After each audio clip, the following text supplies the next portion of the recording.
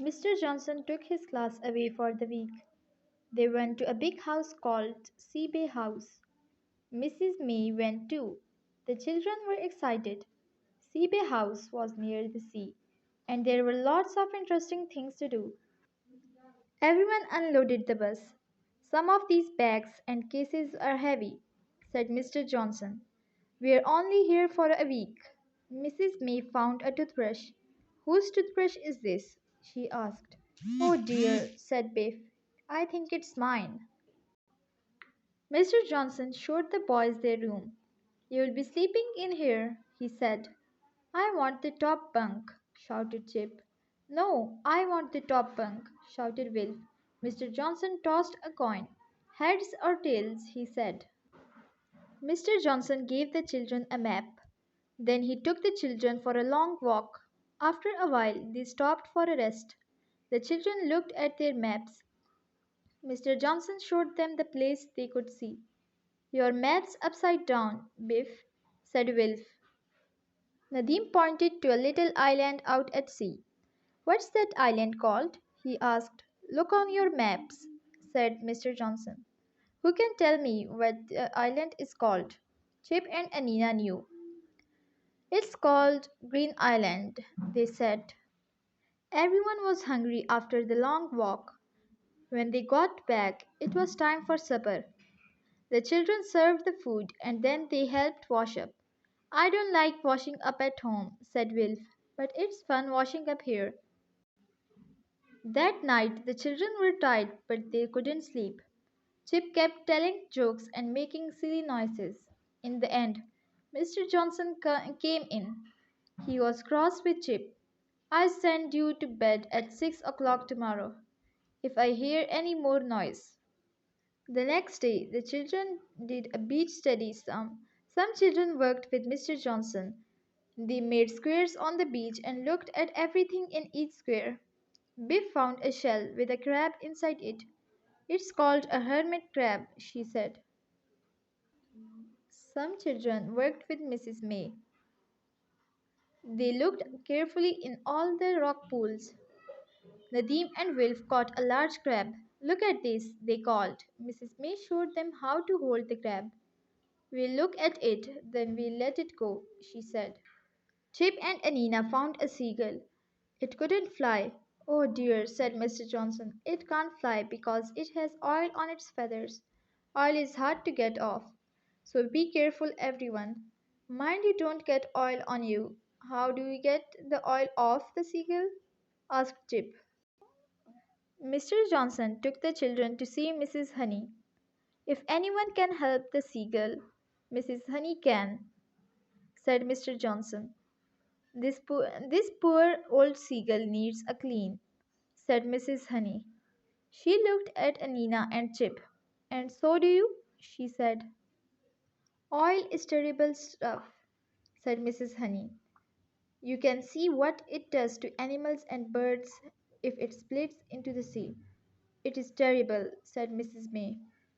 I'm having trouble getting it off Chip and Anina. I feel really sorry for the seagull, said Chip. That will happen to the seagull, asked Will. Its feathers will be damaged, said Mrs. Honey. So first we'll clean the oil off, then we'll look after it for a week or two. It has to get strong again, and its feathers have to get better. Then we'll let it go. Mrs. Honey looked after all kinds of animals. She showed the children an otter. Then she gave it some fish. She's she's a sea otter, she said. I call her Fiona. She was hurt by a boat. Now she's better. I'm going to let her go. Sea otters live on Green Island, said Mrs. Honey. If you like, you can come to Island with me and watch me let Fiona go. Mrs. Honey had a boat. There's room for everyone, she said. If we're lucky, we may see some more sea otters. The children went across to Green Island in the boat. Mrs. Honey stopped a little way from the island.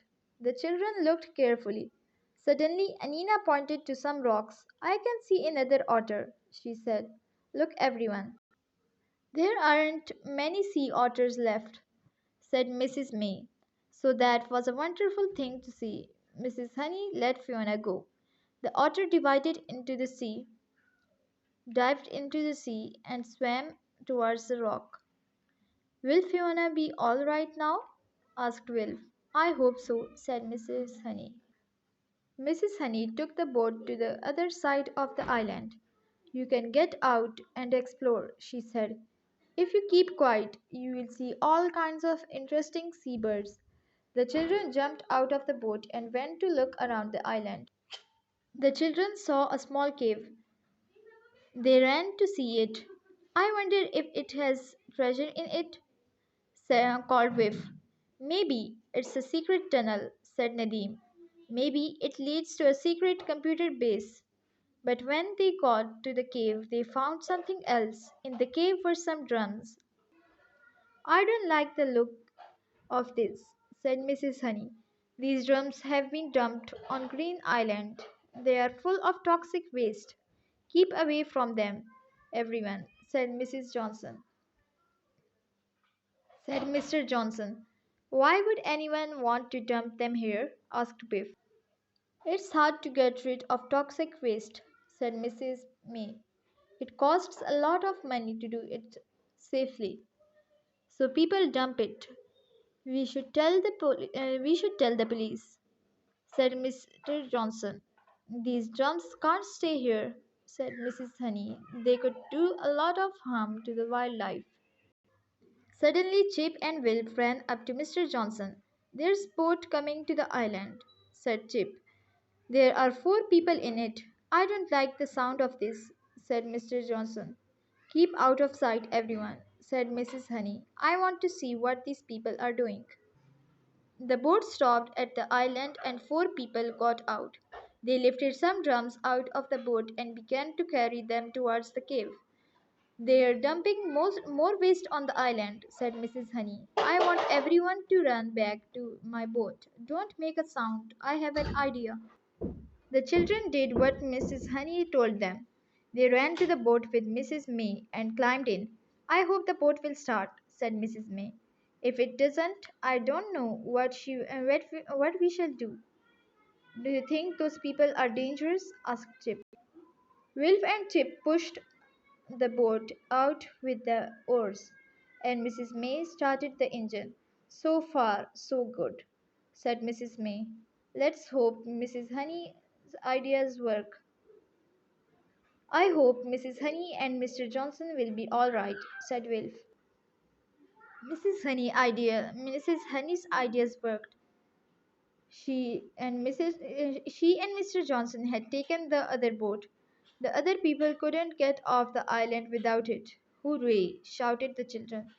They won't get off Green Island unless they swim all the way back. What are you doing with our boat? Shouted a man. Bring it back. I'll get the police to bring it back, shouted Mrs. Honey. You can tell them why you've dumped toxic waste on Green Island. Grrr, said the man. The police took the people off the island. Taking their boat was a brilliant idea, said Mr. Johnson. I'm glad we caught them, said Mrs. Honey. And I'm glad you were with me. I couldn't have taken their boat myself. What an adventure, said Mrs. May. Look at those dumps of toxic waste, said Wilf. I can think why people would dump them where they could do so much harm. I'm glad the otters will be safe on the island now, said Anina. At the end of the week, there was a party. Mrs. May played her guitar and everyone sang songs. Mrs. Honey came. She told the children stories about some of the animals she had looked after. But you have the best story to tell, she said. It isn't every school trip that becomes famous. A photographer came. She made everyone stand in a group. Then she took a photograph. We're going to be in the newspaper, said Will. We are going to be famous. I've never been famous before, said Chip. I wonder what it feels like. The next day, the story of Green Island was in the newspaper. The children were excited. I am going to buy 3 newspapers, said Chip. One for me, one for Mum and Dad, and one for Gran. Now I'm famous. I don't feel any different, said Will.